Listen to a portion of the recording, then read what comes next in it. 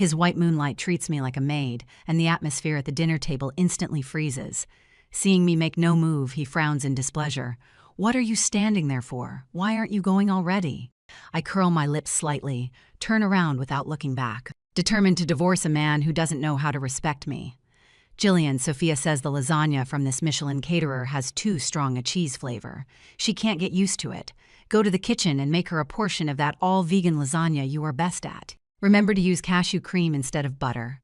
Peter's voice cut through the banquet hall filled with clinking glasses, like a sugar-coated bullet, hitting me precisely between the eyebrows. He was swirling a glass of aged whiskey in one hand, while his other hand rested, oh so naturally, on Sophia's bare back. His gaze carrying a kind of entitled, commanding air.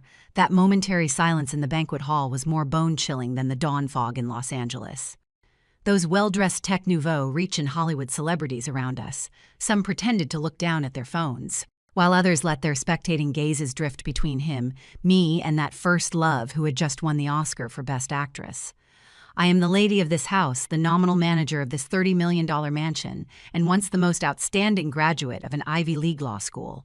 But at this moment, in Peter's eyes, I was just an expensive, high-end waitress who could be requisitioned at any time. Sophia was wearing a silver shimmering gown, the one Peter had bid on at the auction last week. She covered her mouth in feigned surprise, yet her eyes gleamed with the light of a victor. "Oh, my Peter, how could you make Jillian do such menial work? Although I really do miss the taste of her cooking from back in boarding school, but I'll just have some salad, don't trouble her." "No trouble," Peter smiled. That smile I once loved so deeply, with its boyish charm, now seemed so foreign and cruel. "She doesn't have much to do at home anyway. Cooking has always been her strong suit. Go on, Jillian, don't keep the guests waiting too long." If it were 3 years ago, I would have gone through fire and water for that smile. I would have rolled up my expensive silk sleeves, toiling in a kitchen full of oil smoke for 2 hours, just to get a "you've worked hard" from him.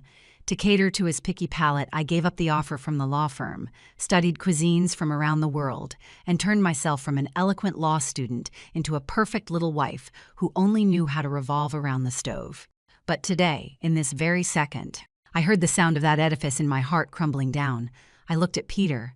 He wasn't even looking at me. His gaze was locked tightly on Sophia's exquisite, flawless face, with that kind of focus, that kind of longing, just like how I used to wait for him to come home on countless late nights.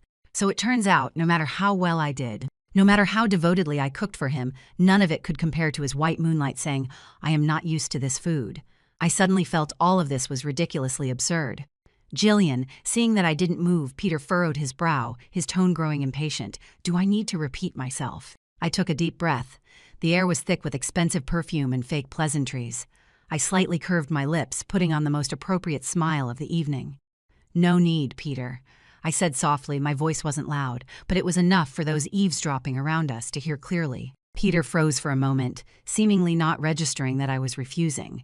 I didn't give him a chance to blow up, turning around and walking toward the open kitchen. Everyone thought I had given in and was going to prepare the ingredients. Sophia even smugly raised her eyebrows at the person next to her. I walked into the kitchen, the place where I'd spent the most time in this house. On the counter sat a row of exquisite cold dishes I had already prepared, which I had spent all afternoon making. Hanging nearby was the apron Peter had given me, embroidered with "Best Wife."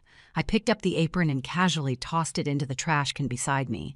Then I opened the refrigerator, took out a bottle of chilled mineral water, twisted off the cap, and tilted my head back to take a sip. The ice-cold water slid down my throat, extinguishing the last remnants of illusion in my heart. I didn't look at anyone, walked straight through the side door of the kitchen, heading toward the passageway to the garage. "Jillian, where are you going?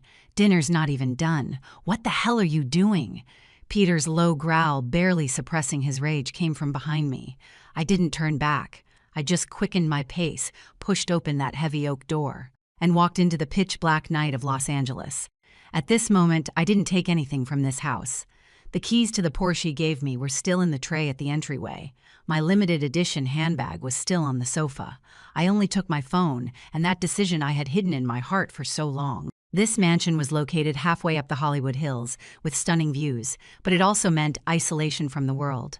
Without a car, it was hard to get down the mountain.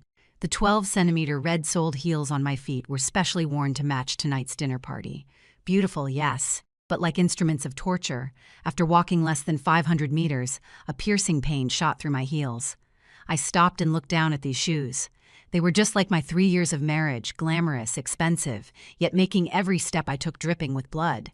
I bent down, took them off without hesitation, and threw these expensive shoes into the bushes by the roadside. Walking barefoot on the asphalt, the rough granular texture instantly stung my delicate skin, and the cool mountain breeze of the night blew right through my thin dress. But I felt an unprecedented sense of freedom. I walked down step by step, the streetlights stretching my shadow long. The whole way, I walked for a full 40 minutes, until the soles of my feet went numb, until my legs felt heavy as if filled with lead. I finally managed to hail an Uber at the foot of the mountain. The driver was a Mexican guy, staring at me through the rearview mirror in shock. A disheveled woman in an evening gown, barefoot, with wind-tangled hair. "Miss, are you okay? Do you need me to call the police?" I leaned back in the seat, watching the palm trees flash by outside the window. Tears finally slid down silently, but I laughed out loud. No need to call the police. I wiped away my tears, my eyes becoming unusually clear. "Take me to the airport." The moment my phone screen lit up, I opened an encrypted document and clicked send. It was an electronic divorce agreement that had been drafted and signed long ago, sent to Peter's private lawyer. The postscript had only one sentence. "If you don't want the company's stock price to plummet because of a reproductive control scandal, sign it." After doing all this, I turned off my phone and tossed it into my bag. Goodbye, Peter. The flight time from Los Angeles to Chicago is 4 hours. When the plane landed at the airport, heavy snow was falling outside the window. From sunny California to the frozen wilderness of Illinois, it was like falling from a glamorous dream into cold, hard reality. But I liked this coldness. It kept me clear-headed. I took a cab back to the old house my parents left behind. Since they passed away one after another 2 years ago, this red brick house in the suburbs had been sitting empty. When I pushed open the door, a stale smell of mold and dust hit me in the face. Without any heating, the temperature inside was barely different from outside. I had no time for sentimentality and skillfully went down to the basement to check the boiler. On this cold, late night, I had to survive first. It wasn't until the fire started burning in the fireplace and the warmth gradually drove away the bone-chilling cold that I turned my phone back on. Even in the instant, I turned off airplane mode. Countless messages and missed calls flooded in like a tidal wave. All from Peter. "Jillian, are you done throwing a fit? The guests are all watching. Get back here now. I just asked you to cook a dish. Was that such a big deal? When did you get such a temper? Do you know how embarrassed Sophia was because you left? Everyone thinks I am a man who can't keep his wife in line. Divorce papers? Ha! Are you threatening me? You think after leaving me, you can support yourself with that law degree you haven't used in years. Don't be naive. I am giving you 3 days. If you don't come back and apologize, then don't ever come back." I looked at those words on the screen and surprisingly felt nothing inside.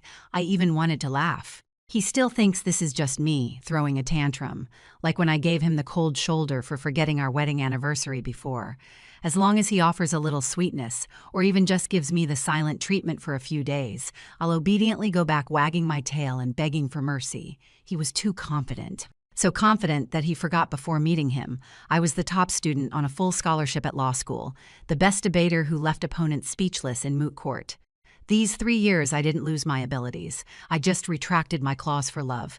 I didn't reply to any of his messages. Instead, I directly blocked his number along with all social media accounts related to that circle. I have a lot to do, no time to waste even a second on him. I moved those boxes of long-sealed law books down from the dusty bookshelf. The heavy legal tomes hit the wooden floor with a dull thud, sending clouds of dust into the air. Only 30 days until the next bar exam, generally speaking. Full-time preparation takes at least 3 to 6 months, and I had put down the books for 3 years. But I had no choice. I needed a job, one that would let me stand tall and make him pay the price. More importantly, I needed to prove that without him, I was still that brilliant Jillian. For the next 2 days, I lived like an ascetic monk. No servants, no ready-made gourmet food. I sat on the carpet wearing thick cashmere socks, wrapped in a blanket, holding instant coffee in my hands, surrounded by piles of study materials. When hungry, I'd gnaw on a few bites of cold, hard bread. When tired, I'd take a quick nap on the sofa. My brain felt like a rusty machine being forcibly started, every gear making sharp, grinding noises. The legal provisions in my memory were blurry, and new precedents kept emerging one after another. Anxiety washed over me like a tidal wave, but I couldn't stop. On the evening of the third day, the food stored at home ran out. The blizzard had let up slightly. I bundled up in a heavy down jacket and trudged through the snow, one step deep, one step shallow, to the nearby community supermarket. Cheerful country music played in the supermarket, and the heating was on full blast. I lingered in front of the shelves, trying to reach the bag of dark roast coffee beans on the top shelf. That was the fuel that kept me going through the late nights. But I overestimated my height and underestimated how weak I was after staying up so many nights in a row. Just as I stood on tiptoe, my fingertips barely touching the packaging, my vision suddenly went black, and my body swayed backward uncontrollably. The expected pain never came. A strong, powerful hand steadily supported my back, and that solid warmth transmitted through my thick down jacket. Right after, that hand easily reached over my head and grabbed that bag of coffee beans. "Is this what you wanted?" A deep magnetic voice sounded above my head. I steadied myself, turned around, and had to tilt my head back to see his face clearly. He was an extremely tall man. At least 6'5", he wore a simple gray hoodie with the hood pulled low, yet it still couldn't hide those absurdly broad shoulders and the distinct contours of his chest muscles. Although he was wearing a mask, those deep, bright amber eyes were looking at me with a hint of amusement and surprise. "Jillian." He called out my name uncertainly. I froze. In this neighborhood I'd left years ago, who would recognize me now? He seemed to notice my confusion and took off his mask, revealing a well-defined, almost brazenly handsome face. That typical sunny American hunk look, radiating an aggressively vibrant energy. "It is me, Lucas Walker." He grinned, showing his neat white teeth. "The big dumb jock who lived next door to you." The floodgates of memory burst open instantly. Lucas, that troublemaker who always threw footballs into my family's windows from the backyard when he was little, getting chased and yelled at by my dad. That neighborhood kid next door who got suspended in high school for fighting to protect me from harassers. I stared in shock at the man before me, towering like a mountain. "Where was the acne-covered teenager from my memories, Lucas?" I said in disbelief. "Oh my God, you. How did you get so big?" I regretted it the moment I said it. I sounded like such an old auntie, but Lucas just smiled even wider, the laugh lines at the corners of his eyes making him look both wild and warm. "I am 24 now, sis, and..." He pointed at a sports magazine on the shelf, its cover featuring a photo of him roaring in his helmet. "I am the starting quarterback for the Chicago Bears now. A top NFL star." I felt a bit dazed. That little boy who used to follow me around calling Sis Jillian was now a national idol. "Why are you back?" His gaze swept over my pale face and the instant coffee clutched tightly in my hand, his brows furrowing slightly. That pure joy instantly turned into keen concern. "You look like you haven't slept in a long time." I didn't want to show my sorry state to someone from my past, especially one so full of vitality. I came back for something. "Exam prep," I said vaguely, trying to take the coffee beans from his hand. "Thank you, Lucas." But he didn't let go. Those amber eyes stared at me intently as if they could see through all my pretenses. "Exam prep." He glanced at my shopping basket full of frozen pizzas and instant coffee, his tone growing heavy. "You were going to prep for exams eating this stuff. If your doctor parents knew, they'd jump out of their graves to chew you out." My eyes grew warm. "Yeah, if Mom and Dad were still here." "Come on." Lucas took the shopping basket from my hands without giving me a chance to refuse and tossed in a bunch of fresh vegetables, steak, and fruit. "Let's go to my place. If my mom finds out you came back and I didn't let her make you a hot meal, she'll chase me to the field with a spatula." "No need, really. Don't refuse me, Jillian." He lowered his head, leaning in closer, that intense masculine scent instantly enveloping me. But his eyes held nothing but pure sincerity. "Even just as an old neighbor, I can't stand by and watch you mistreat yourself like this." Somehow, I didn't cry when I faced everything alone in that cold mansion. I didn't cry when I walked barefoot down the mountain road. But now, facing this young man's overbearing yet warm concern, my nose stung fiercely. This is the real world, not that fake Beverly Hills full of scheming and showing off. I couldn't win against him in the end. Or rather, in this moment, I was too drawn to this long-missed taste of everyday life.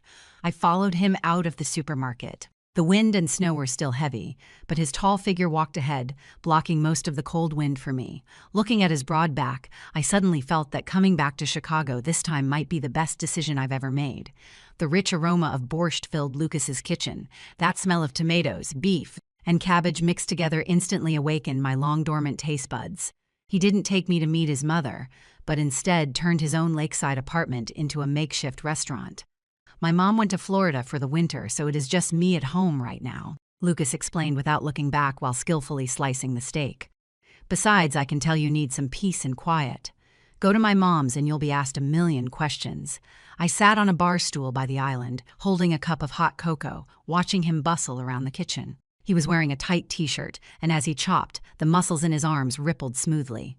It was hard to imagine that these hands could both throw a football at 60 miles per HR and dice onions so evenly.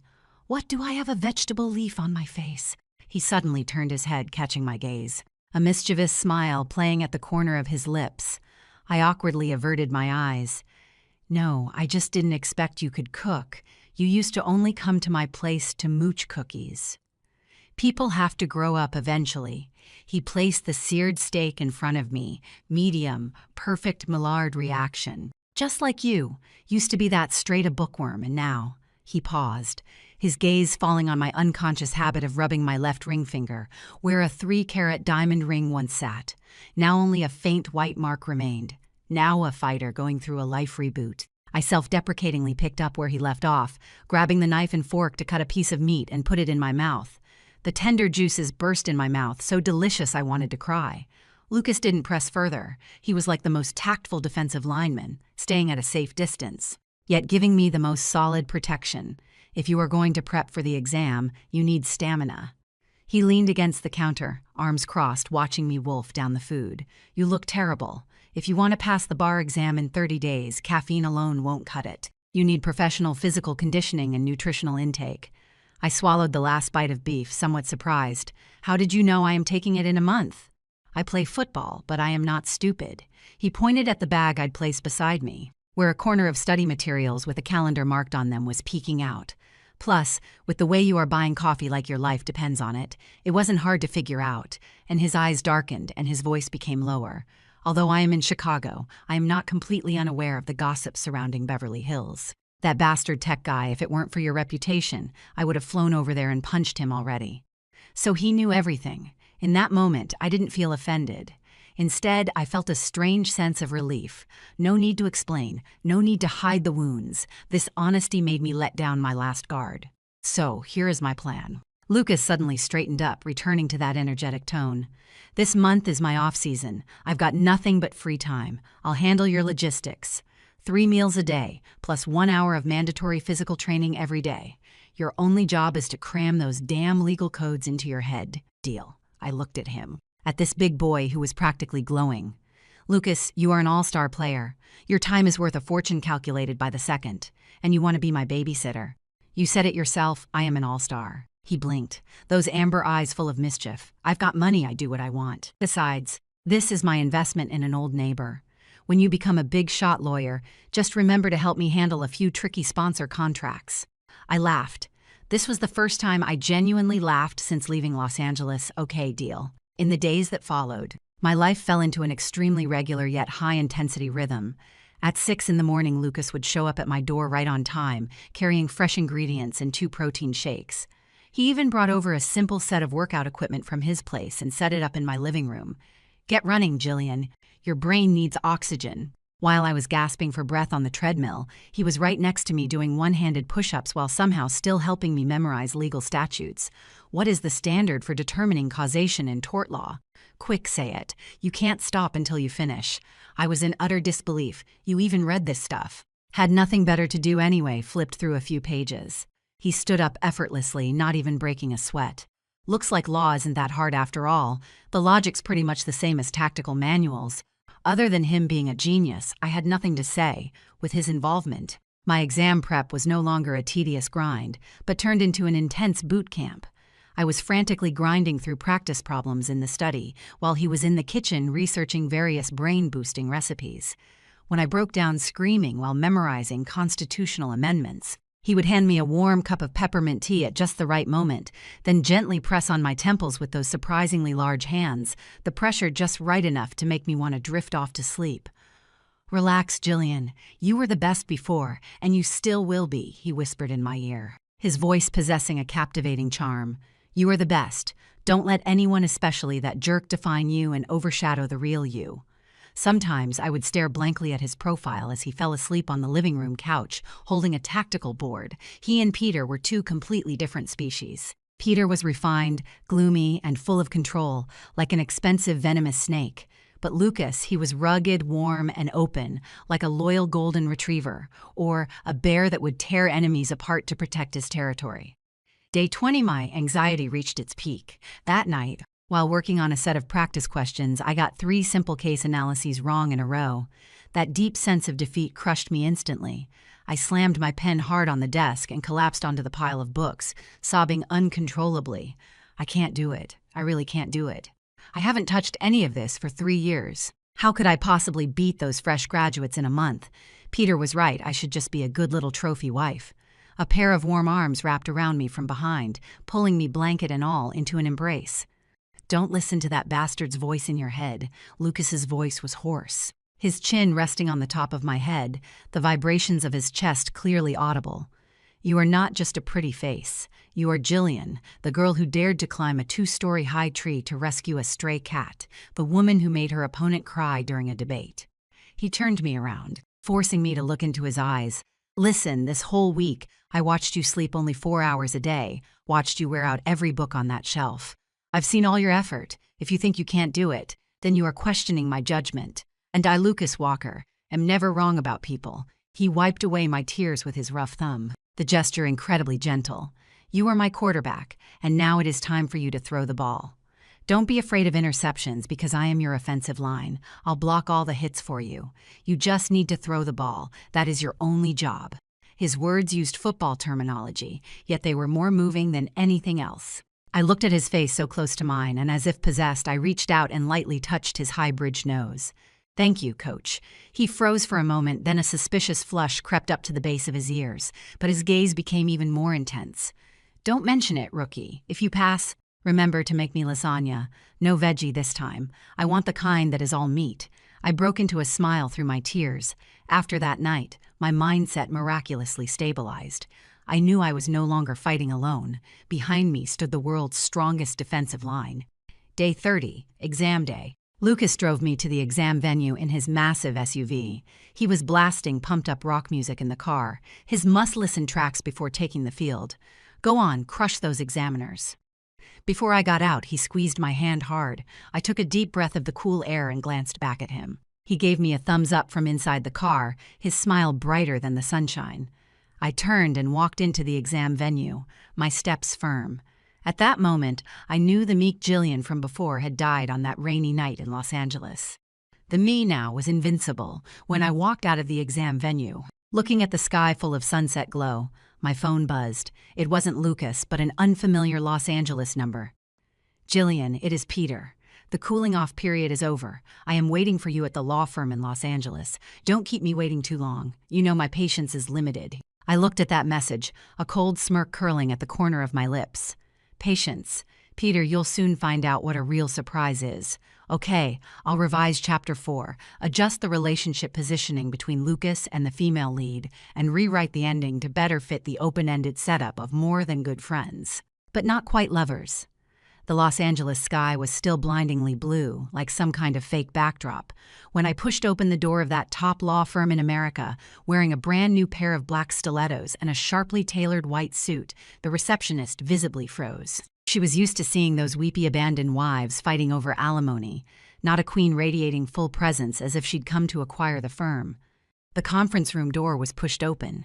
Peter sat at one end of the long table, his star lawyer team standing behind him. He looked somewhat haggard, with obvious dark circles under his eyes. But that arrogant air of his hadn't changed. What surprised me was that Sophia was there too. She wore a pair of huge sunglasses sitting next to Peter, like a Persian cat asserting her territory. You finally deigned to show up. Peter raised his head, and the moment he saw me, his gaze froze. Perhaps it was because I'd cut my long hair short, looking sharp and edgy. Perhaps it was because I wasn't withered and haggard as he'd expected, but instead radiant. Sorry, the flight from Chicago was a bit delayed. I pulled out the chair across from him, sat down elegantly, and placed my Herman's Birkin bag on the table. I bought it with my own savings from before, not a gift from him. Jillian, where have you been this past month? Peter's voice was suppressing his anger. You blocked all your contacts and vanished? You think this is funny? Very funny. Actually, I smiled faintly and took out a document from my bag. Much more fun than making vegetarian lasagna for you. Sophia took off her sunglasses, revealing a pair of red, swollen eyes, as if she had just been crying, and interjected in a pitiful tone. Jillian, I know you are still mad at me. Peter has been so worried about you this whole month, he couldn't even focus on work. Shut up. I coldly cut her off, not even sparing her a glance. This is a legal negotiation. Irrelevant parties, please leave unless you are Peter's new legal counsel. But I don't recall Hollywood issuing law licenses. Sophia's face instantly turned the color of liver. Peter slammed his hand on the table. Jillian, watch your attitude. Sophia is here to help us reconcile. Reconcile, I raised an eyebrow. If this were about reconciling, we should be in a marriage counselor's office, not in this top-tier law firm that charges by the hour. I pushed the document to the center of the table. This is the divorce agreement I've revised. The previous terms let you off too easy. Peter's lawyer took the documents, scanned them briefly, and let out a scoff. Miss Walker, you are not only demanding half of the joint assets, but also asking Mr. Peter to pay a huge amount in emotional damages. On what grounds? Because you ran away from home for a month. On this, I took out a second document, a detailed medical examination report and several chat record screenshots recovered from the cloud. Peter, do you still remember why I didn't get pregnant for 3 years? I looked into his eyes and asked, word by word. Peter's gaze flickered for a moment, avoiding my eyes. That is your body's problem. The doctors all said your constitution makes it hard to conceive. Is that so? I sneered coldly. Then why does the comprehensive physical I had in Chicago show that my reproductive system is extremely healthy, and in my blood, residues from long-term use of a certain hormonal drug were detected? The conference room fell into dead silence. I flipped to the last page of the report, showing it to everyone present. This is a powerful contraceptive that is very hard to find on the market, usually used to treat severe endocrine disorders with extreme side effects. And you, my dear husband, those vitamins you personally fed me every morning, what exactly were they?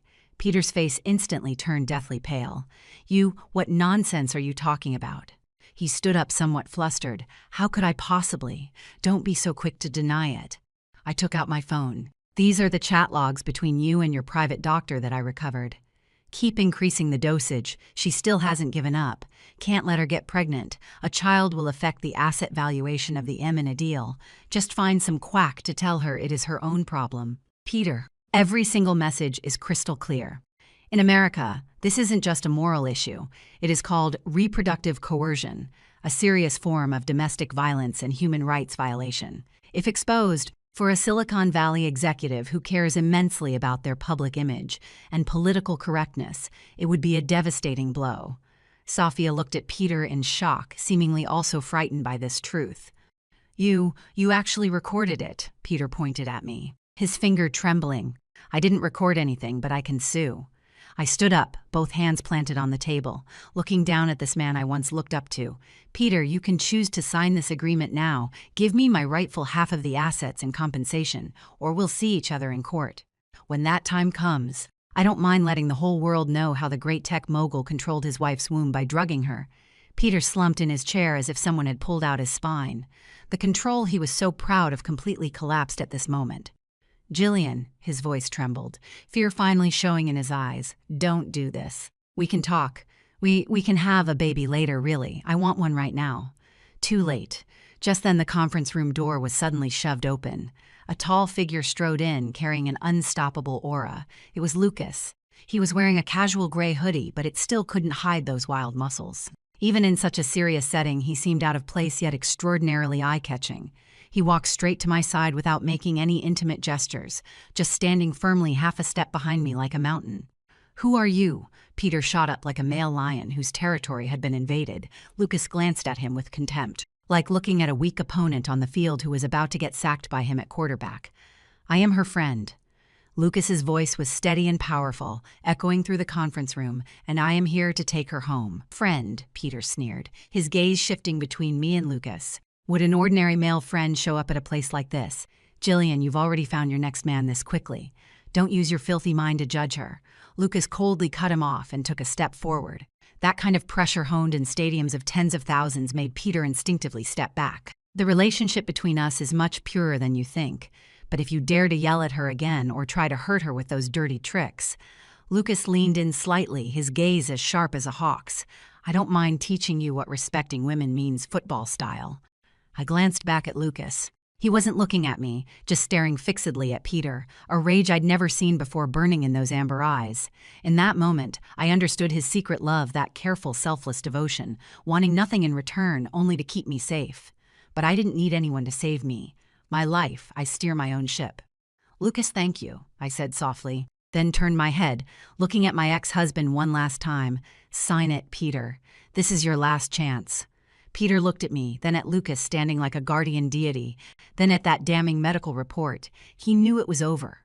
With trembling hands, he picked up the pen and signed his name on the agreement. In that moment, I seemed to hear the sound of chains breaking. I took back my copy of the agreement, without looking at anyone again, and strode out of the conference room. Lucas followed closely behind me, like a silent and steadfast shadow. In the corridor, sunlight streamed through the floor-to-ceiling windows, golden and bright, paving the path to my future. Was that cool or what? As we stepped into the elevator, Lucas immediately switched expressions, like changing masks, putting away that fierce look, glancing at me a bit nervously. I didn't cause you any trouble, did I? Very handsome. I looked at myself in the elevator mirror, that confident. Composed woman finally showed a relieved smile.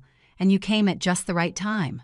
The elevator doors opened, and we walked out of the building side by side. What is the plan next? Lucas asked, with a hint of barely noticeable anticipation in his eyes. Going back to Chicago. I took a deep breath of Los Angeles air. This time, it no longer made me feel suffocated, but was filled with the taste of freedom.